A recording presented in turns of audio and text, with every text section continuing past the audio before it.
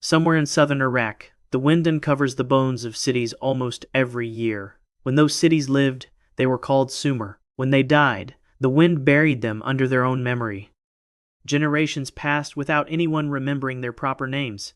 The towns that grew over their dust were not their names. The Babylonian kings who walked across their mounds did not know their names. The Persians who inherited the land did not know their names. The Greeks, who later wrote about the East, did not know their names either. They called it all Mesopotamia, the land between the rivers, and left it at that. Then, in the 19th century, men with trowels began arriving. They scraped the dust away and found a different kind of ruin. Not palaces, not golden tombs. Thousands of clay tablets, tens of thousands of clay tablets, and on those tablets words had been waiting 4,000 years to be read again. The first thing those words said was startling. The first wedges to come loose from the dirt in the 1850s were wedges of two languages no one alive could speak. Within a decade, scholars were reading them aloud in lecture halls badly. The words said the gods had not simply vanished from this land. The words said the gods had taken things with them when they went. Tools, names, the very laws of nature itself. In this list, we are going to look at 10 of those tablets. Some you may already know. Some of them you have probably never heard of, and together they may be the most unsettling archive that any civilization left behind. Every line you are about to hear was excavated from somewhere or other in the ancient Near East. Every line was argued over by scholars whose names are themselves footnotes now. The list we are about to walk through is not invented, it is just assembled differently. Let us begin with the smallest and end with the strangest. The Weld-Blundell Prism. The Weld-Blundell Prism is a chunk of baked clay, finger-length and four-sided. It is kept today in a glass case in the Ashmolean Museum in Oxford, and it lists in tidy columns the kings of Sumer one after another, like beans on a string. The list begins in a place the text calls simply, "Before the Flood." Then it crosses some kind of water, which the scribe never explains. After that flood, the entire world is said to begin again. The kings come back to the throne, one city after another, in an unbroken line. Cities you have probably never heard of, and one or two you have. Most kings rule for a normalized few years, the way real kings almost never do. Then, in a few places, a single king rules for hundreds, even thousands of years. Scholars have argued about this for a century. One camp says the long reigns are mythical, written to dramatize greatness. Another camp says they are remnants of an older, possibly astronomical, calendar. A third camp, smaller and stranger, says the list remembers something we are not yet ready to call history. No matter which side is right, the prism's claim is the same. A flood happened, the gods removed something from the world, and the gods returned what was taken to a much smaller, much darker people. They gave to them kingship, the prism says plainly. They gave to them the rule of the land, and then they stepped back into a silence we still cannot listen past. The prism itself was excavated at Larsa by an Oxford expedition in 1923. A young archaeologist named Herbert Weld-Blundell brought it home in a saddlebag in the same year. He donated it on his death to the museum that still bears his name. Before him, no one had read the 4 columns carefully. After him, an Assyriologist named Stephen Langdon spent months coaxing the wedges into lists. Langdon published the first full translation in 1923 as well, racing his own mortality against his own retirement. The result was a single document spanning what may be 1,000,000 years of reign. Across its surface, the names come and go like breath. The cities yield to other cities, then to other cities, in an unbroken relay. Sometimes the list is broken by the word "no king," as if the gods forgot to assign anyone to the throne. And the list never once asks us to believe it. It simply lays the kings down on the plane of the clay and waits. What the prism implies, if you press on it, is that kingship was not a human invention at all. It was something loaned. It was given to make a quieter world after the flood. And once it was given, the gods withdrew to a distance we no longer measure in miles. We measure it in silence. The Flood Tablet of Gilgamesh. This is the 11th tablet of the Epic of Gilgamesh, baked clay, kept under glass in the British Museum. It is the pride of any mythology collection on earth. And it tells, in understated prose, the oldest surviving account of a great flood. A man called Utnapishtim tells the hero Gilgamesh what the gods did in the time before time. The gods sent the waters down to wipe out the name of mankind. One god, a mother figure called Ea, warns Utnapishtim in a dream. Build an ark. Take living seed of every kind aboard. Close the door when the rain begins. Utnapishtim obeys. The rain falls for 6 days and 7 nights. The world goes white with water. Then the water recedes. Utnapishtim opens a window. He sends out a dove. The dove returns with no rest for her feet. He sends out a swallow. The swallow also returns. He sends out a crow. The crow does not return. And on the mountain, Utnapishtim sacrifices to the gods. The gods smell the sweet smoke. And here is the strange part. The gods arrive hungry, like refugees from their own decision. They hover over the offering like flies. They crowed like birds over the sacrifice, the text says plainly. And then the mother god, Ea, rebukes the others. You sent the flood because mankind was too noisy. You punished them for singing. You punished them for waking the gods with their living. This is not the story you were told as a child. This is the original. And in the original, the gods are embarrassed. They are embarrassed by what they did and what they took from the world. What they took, the tablet suggests, was restraint. They took their own self-control, and they left it on the bottom of that flood. The tablet itself was unearthed in the ruins of Nineveh in the 1850s. It was part of the library of Ashurbanipal, a king who loved books and feared their absence. The library burned, and the clay survived by becoming harder than its neighbors. It was shipped to London in pieces, broken across at least 3 joints. It was put back together over decades. The story you hear tonight is, in a literal sense, a story pieced together from shards. And the moral of the original is not what we were taught. The moral of the original is that the gods, too, lose control, and they do not always admit it. What survives of the moral is a single line. We gave them everlasting life, the gods say of Utnapishtim, and took him far away. Far away is where the gods store the people who should not have seen what they saw. Before we reach the middle of the list, take a breath. These tablets do not reward speed. They reward attention. If any of these 10 is starting to settle in your chest, tell me which one below. I read every comment that survives the algorithm, and the next one is where most people first feel the chill. The Enuma Elish, the 7 tablets of creation. The Enuma Elish is not 1 tablet, it is 7. Each tablet is roughly the size of a sheet of legal paper. Each holds between 100 and 170 lines of cuneiform, and each one explains how the universe came out of a single act of violence. In the beginning, the text says, there was only Tiamat, a saltwater mother, and Apsu, a freshwater father. They mingled without form. Their children, the younger gods, were so noisy that Apsu could not sleep.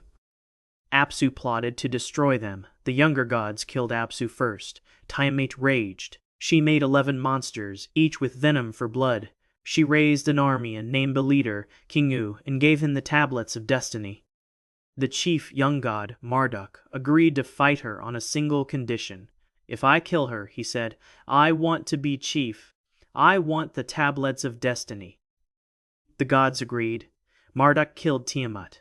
He split her body in 2 like a fish for drying. He made the sky from one half. He made the earth from the other. He set the stars in order. He made the moon to mark the months. He made the year.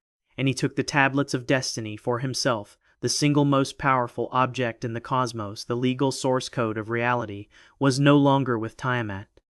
It was with a younger god who had just butchered her. This is not just a creation story. This is a war story. And in that war, what the gods took with them was the right to define what is and what is not real. All later kings made their laws in the image of Marduk's law. We still do, every time we write a statute. We are still arguing about who, exactly, holds the tablets of destiny. The 7 tablets were first published in 1876 by George Smith, a self-taught Assyriologist. He had been copying wedges in the British Museum for years. On a particular Tuesday afternoon in that year, he read a chunk of the 3rd tablet. It described the flood. The audience in the room clapped when he finished. Smith fainted. He was 29 at the time, and the text he had just discovered was, in fact, older than the Hebrew Bible, older than Homer, older than the Vedas, oldest story we had ever recovered, sitting in his hand. And that oldest story was a murder. Tiamat was killed by her great-grandchild for the sake of a tablet. What her great-grandchild then did with that tablet was, in some ancient sense, write the laws of physics. Plimpton 322 is a small broken clay tablet, now kept in a drawer at Columbia University in New York. The story of how it got there is, in itself, strange. In the early 20th century, an antiques dealer named Edgar Banks handled a number of cuneiform pieces. He sold one to the publisher George Plimpton, who donated it to Columbia with the rest of his collection. Number 322 is the catalog number in that donation. The tablet itself looks like a school exercise. 15 rows of numbers, 4 columns, neatly inscribed. For nearly a century, no one was sure what it was for.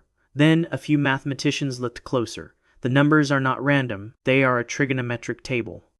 Not the Greek trigonometry we use today, based on angles and circles. A different one, based entirely on ratios, so accurate that modern researchers have argued it was meant for surveying curved surfaces like the inside of a stepped pyramid. So accurate that it implies the Babylonians knew the cosmos in a way we are still working to catch up to. But there is something stranger on that tablet. The numbers look like they are trying to describe something, a shape, a pyramid, or a sequence of shadows cast at a single hour on a single day. The text does not say. Plimpton 322 does not say what the gods took with them. It only says they were precise down to the last sliver of the wedge. And what they took, perhaps, was the resolution of their own measurement of the sky. Where it came from is part of its mystery. The dealer would not say. The site has never been confirmed. Columbia still calls its find spot southern Iraq. The dust on the broken edge matches the dust on thousands of other tablets in the same drawer, and no one alive has ever stood in the hole where this little rectangle was dug out. What the gods took from this world, in the tablets of Plimpton 322, is precision. Move a digit 3 decimal places in the wrong direction, and the whole table rots. What kind of geometry demands 3 decimal place precision in a world without telescopes or clocks accurate to a second? A geometry meant for something we have not yet dreamed of. That is the question the tablet asks, and it is the question the tablet refuses to answer. The Cyrus Cylinder. The Cyrus Cylinder is a finger-shaped clay barrel written in Babylonian cuneiform. It is kept today in the British Museum. And it is the first decree in human history in which a conqueror claims to have been chosen by a god. In 539 BCE, Cyrus the Great of Persia walked into the city of Babylon without a battle. Babylon's own gods, the text says, opened the gates for him. Marduk, in particular, is said to have grown tired of the last Babylonian king. Marduk scanned the country for a righteous ruler, the cylinder says. He chose Cyrus to restore the temples. He brought home the exiled gods. He declared that all peoples should be allowed to worship freely in their own way. It reads like a press release, but underneath it is also a confession. The Babylonian gods had abandoned their own capital. They had abandoned their own city.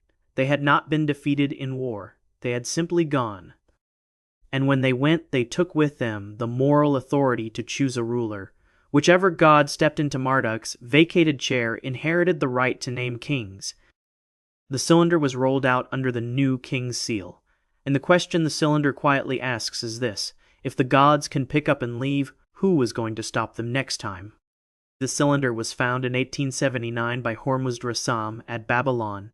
It was under the foundation walls of a temple, where several copies lay in waiting. The text is only 45 lines long, but it is signed in the language of the previous kings, and every later Persian king, for 400 years, kept copies of it under their own foundations. Each one implied the same thing. The gods had stayed with us, the cylinder says, until they did not, and we did not see them leave. And every Persian monarch who placed a copy in his own wall was, in effect, betting that, this one time, the gods would not slip away. History records whether they were right. They were not. The cylinder is famous because it was once read as the world's first declaration of human rights. That reading is generous but partial. What it actually says is more sobering. It says the previous city was abandoned by its own gods. It says the next city will have to win the favor of gods who have just proven they will go. The Epic of Erra. The Epic of Erra is a long Akkadian poem written on 5 clay tablets in the 8th or 9th century BCE. It is attributed to a scribe named Kabdi Ilani Marduk, and it tells what happens when a war god gets bored. Erra, the god of plague, of sudden fury, of burning cities, lies down to sleep. He sleeps for years. His vizier, Ism, keeps the peace, but Erra dreams. He dreams of war. He wakes hungry. He wants to break things. He talks himself into a campaign against his own people. He marches through Babylon, through Sippar, through the temples. He orders massacres. He orders plague. He orders the rivers to carry blood. And when the other gods object, he tells them very plainly that he cannot help it. "This is what I am," he says. "This is what I am, all Sebend. You gave me this nature. Now you have to live with what you made." The epic is unusual because it does not pretend Erra is righteous. It admits Erra is broken, and it admits the other gods knew he was broken when they made him. What Erra takes from the world, when he moves through it, is mercy. He leaves behind only the bones. And Ism, his loyal vizier, has to walk through the world with Erra at his shoulder, trying to keep the damage under 1,000. Scholars have sometimes read this poem as a coded comment on a real historical massacre, but whether that is true or not, it does not change the question the tablet presses on our hands. What do you do with a force that was made wrong on purpose? And what does that say about the gods who made it? The poem exists in roughly 70 known copies across the ancient Near East. It was the most widely distributed Akkadian poem of its century. That alone tells us something about what its readers believed. They believed the war god was a real force in their streets. They believed he was dangerous. They believed he was bored, and the only thing keeping him from walking through a city was the slow, patient work of his vizier. That is a darker prayer than most others. Most prayers ask the gods to give something they already have. This prayer asks a god to hold in his hands the thing he was made to do.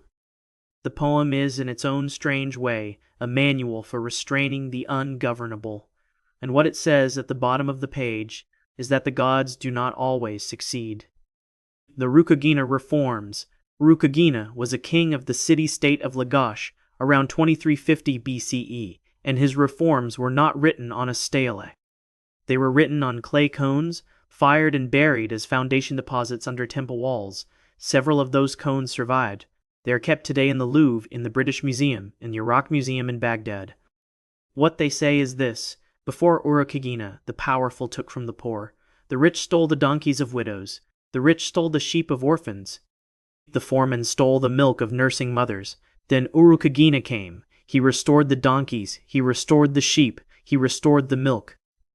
He freed the citizens of Gersu from the voice of the powerful. He placed the gods in charge of the law and took his own family out of the courts. And in the cones, he writes, almost in passing, a single sentence that has haunted scholars ever since. He removed the broom. There was a tax collector who walked through the city with a broom. Wherever the broom passed, the people had to pay.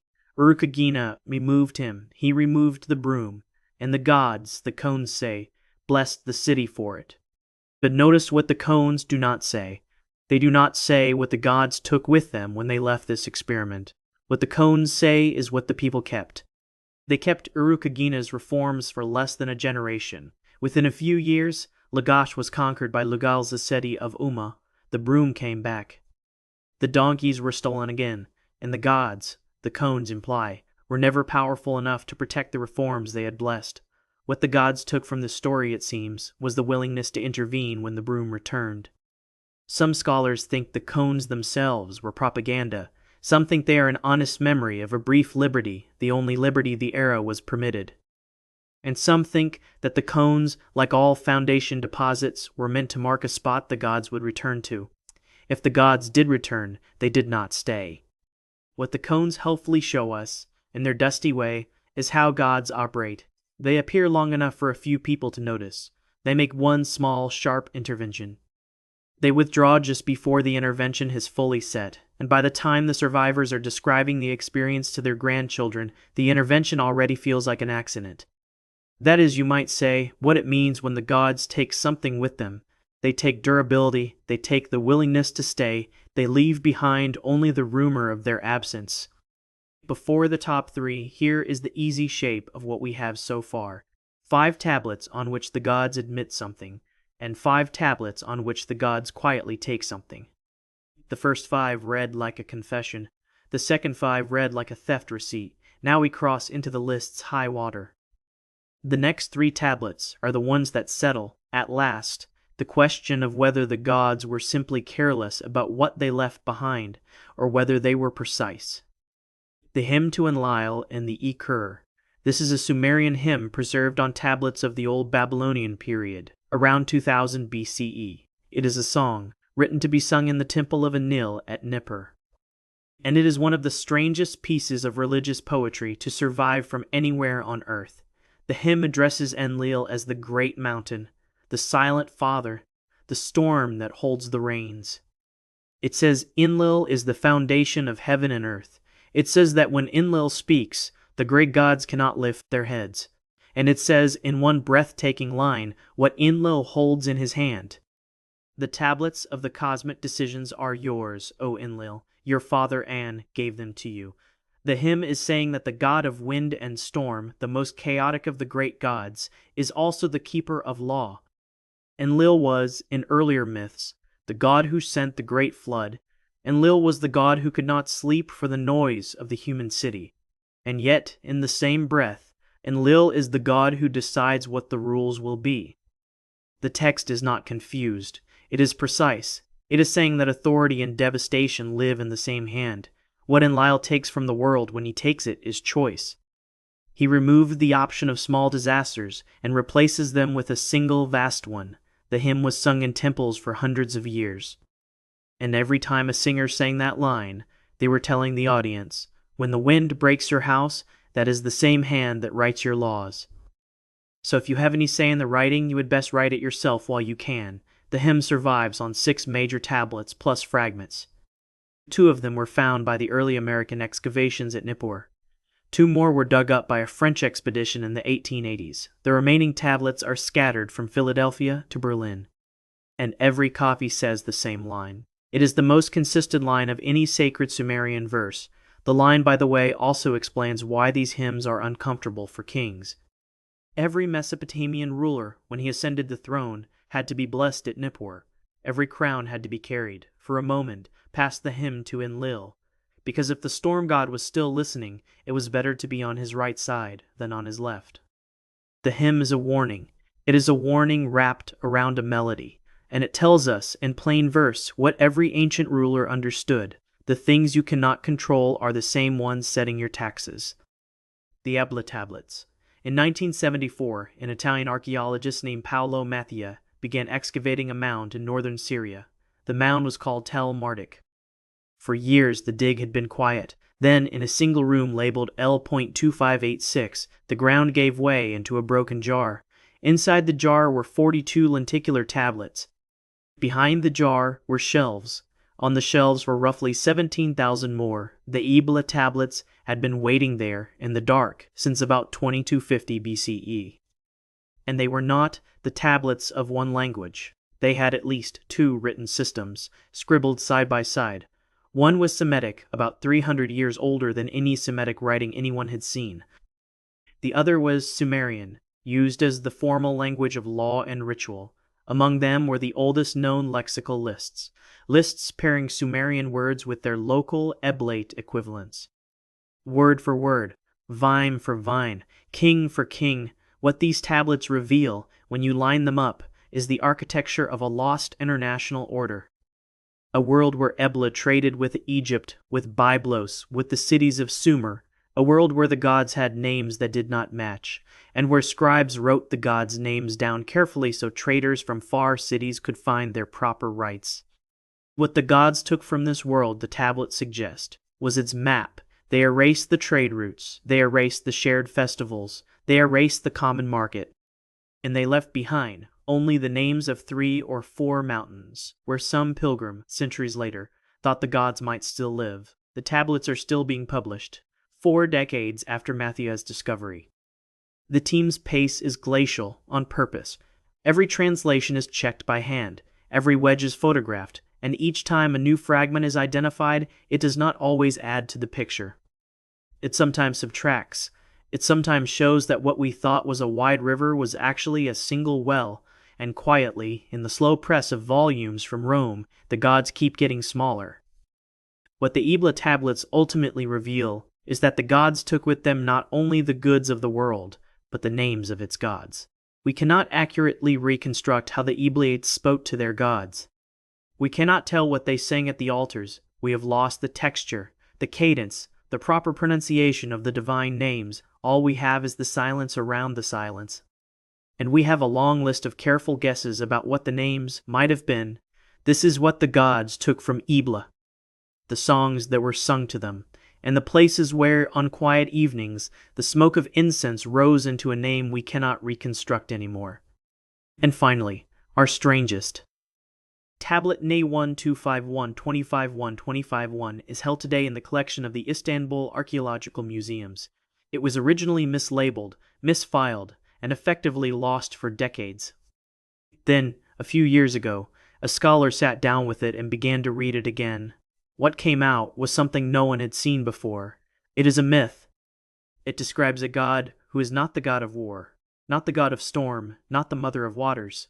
This is a quiet god, a god whose name the tablet gives and which we should not lightly speak aloud.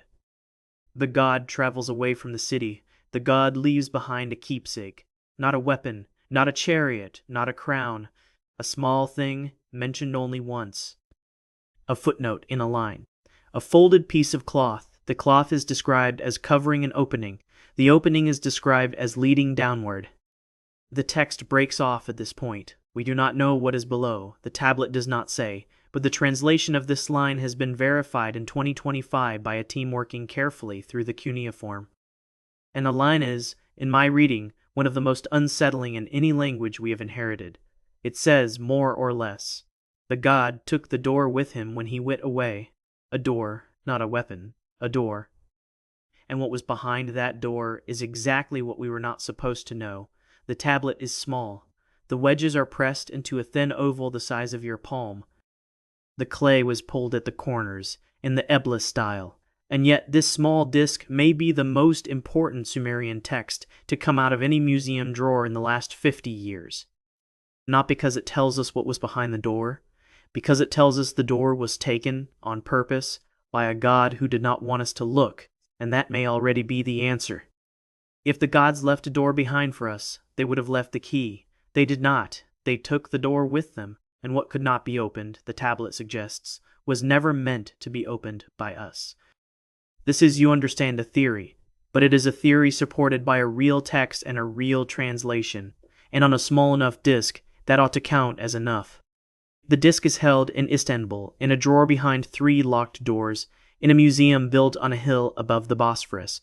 Its inventory number, Na1 2501, was assigned before World War II. For 6 decades, it was catalogued as an undetermined fragment. Then one scholar, one long afternoon, leaned in. She noticed a sign she had never seen before. The sign was a variant of a sign for opening, and the sign before it, she realized, was a sign for fold, and the two together made a phrase that no one alive in any living language on earth had ever made before. The fold of the opening, the cloth of the door, the thing that covers what is below. When she read the rest of the line, she put the tablet down. She put it down very gently, and she did not pick it up again for 2 days. Now, let us walk through the list once more, in order. The Weld-Blundell Prism in Oxford, saying that the gods took kingship from a wicked world and gave it to a smaller one.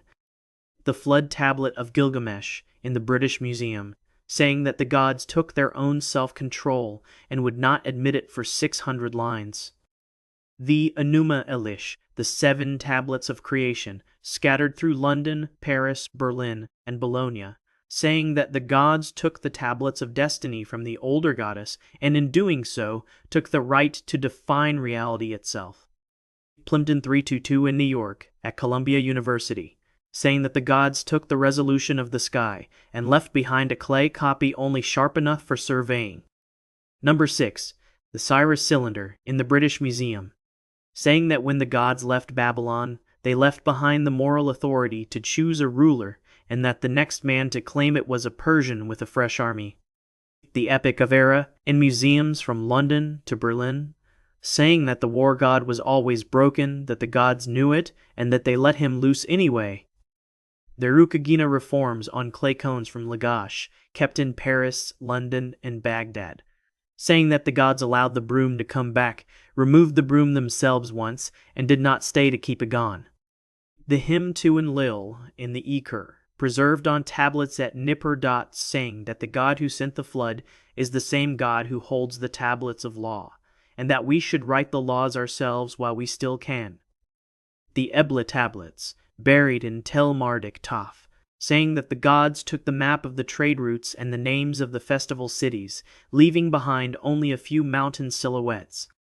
Tablet Ni 125 Ru 1 in Istanbul, saying that the gods took a door, that the door is folded, that it covers an opening that leads downward, and that whatever lies behind that door is the reason we are not supposed to read this tablet in the dark. We are not the first people to hold this list in our hands. We are not the last. In every age, someone has dug up a piece of clay and tried to read it.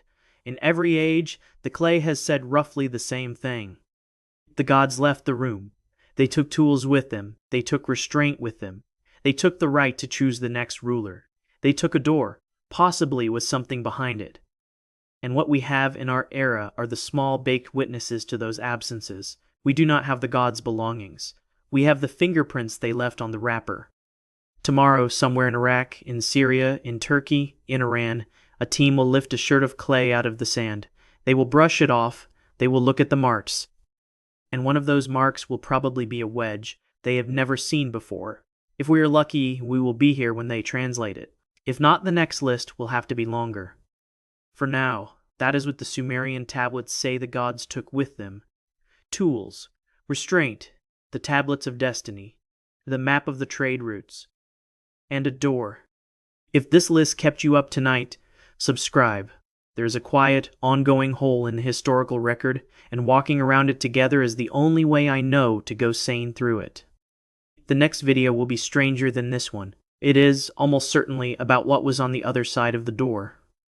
The Weld-Blundell Prism, before it left the ground, lay under the floor of a private house in Larsa. Larsa itself was a ruin on top of a ruin, a city that had been sacked and resacked until only the lower courses of wall remained. The expedition that dug it out was led by R. Campbell Thompson, working in the early 1920s. Thompson was a colorful character whose other accomplishments included writing early spy fiction. He also, by most accounts, did not always follow best dig practice. Local boys sometimes came in at night to scavenge what the expedition had buried. The prism survives in part because its label was read on a fragment by a young volunteer. The wedges are pressed in a clean, school hand style, with even pressure all the way around. The scribe who wrote it was probably working from older lists, tablet by tablet, copying across. The original list, scholars now believe, was compiled around 2100 BCE and revised several times. The Weld-Blundell copy is the youngest of the major surviving copies. It is also the most complete, and it is the only one to mention so many dynasties before the flood in unbroken order. Some Assyriologists believe the first half of the list was once a separate document. Some believe it was always part of this one. The prism's simple four-sided design has led some to suggest it was made to be held in one hand while the other copied from it, and once finished, it may have been read aloud to a king who never bothered to ask the questions we're still asking. The flood tablet, in its original home, was read aloud during a New Year ritual in Nineveh. The recitation was part of a longer festival called Akitu, which lasted 11 days. 11 days of Akitu are sometimes said to map, line by line, onto the 11 tablets of Gilgamesh. Whether that is true or not, it is striking. For 2.5 millennia, every New Year in Nineveh began with a reading of Tablet 1, and every New Year ended with a reading of Tablet 11. The flood sits at the end of the year, the way the flood sits the end of this list. It is the closing balance. It is the gods adding up what they have left and what they have taken. The Assyrian king, Ashurbanipal, who collected the tablets into a single library, did not read them himself. He is reported to have confessed he could not pronounce the older Sumerian words, but he kept them on clay anyway, as if the sound of the clay itself were a kind of prayer. What that tells us about Tablet 11 is poignant. A king who could not read the words still wanted them in the room. He wanted the flood to be in the room when the new year began, which is its own quiet admission that, whatever the gods had taken with them, a part of the new year still belonged to them. Even the king who kept the tablet knew that the new year was not entirely his. The flood was, the door was, the broom was, and he, like us, was only renting the rooms they had left behind. In the Louvre, the very first thing the Code of Hammurabi shares with these tablets is size. The code stands more than 2 meters tall, cut from black stone. Above its laws, the relief shows Hammurabi receiving the rod and the coil from Shamash. It is a public statement of the same thing Enlil's hymn declares in private. The king who writes the laws is only writing what the god has already handed him, but between the Code of Hammurabi and Tablet Ni 125.1.1 there is a gulf. The code tells us what the gods gave. Tablet Ni 125.01 tells us what the gods took. The code assumes a god who wants the law to be visible in a public square. Tablet Ni 125.01 assumes a god who wants the door to be invisible in a private room. One work is written in stone so it cannot be quietly edited. The other is written in clay so it can be quietly lost. And that contrast alone goes a long way toward explaining why tablet studies are harder and stranger than code studies. Codes tell us what rulers wanted to be remembered for. Tablets tell us what priests wanted to forget. And when the two kinds of record disagree, the tablets are usually the older witness. Ebla's 17,000 tablets were stored in the throne room of a palace that had burned at least twice. The fires reduced the tablets to a kind of half-firing hard enough to survive. The palace had been robbed between fires. The robbers had taken gold, had taken silver, had taken seal stones, but had not taken the tablets. The tablets were too heavy, too many, and too dull to look at, and so the gods, leaving the world that year, left behind not the sacred things. They left behind the bureaucratic things. They left behind the receipts, the ration lists, the lexical charts. They left behind, in other words, the part of the world that records the world's shape without commenting on its meaning. And those are the records we still study. Every piece of clay from Tel Marduk is, in a literal sense, an artifact the gods did not bother to take with them. But it is also, in a more troubling sense, the only artifact that proves they were ever there at all. After a careful rereading in 2024, Tablet Ni 25.01 is now thought to describe not one, but two gods. The first god is the named one, the one whose name the tablet gives. The second is unnamed but is referred to with a polite second-person pronoun. The unnamed god is the one who actually carries the door. The named god is the one who records the carrying. This means the tablet is, in effect, a notary's record of a theft. A god of records has witnessed a god of thresholds leaving with a single, very specific household item. The notary god has written that act down in cuneiform, and the cuneiform was sealed into clay. If we believe the notary god's signature, then we have evidence that, even when the gods took something with them, someone watched them do it. The threshold of the door was crossed in the open. The act of taking was recorded, even if the thing that lay behind the door was not. And on that small fact, an entire branch of late Sumerian studies is now beginning to grow.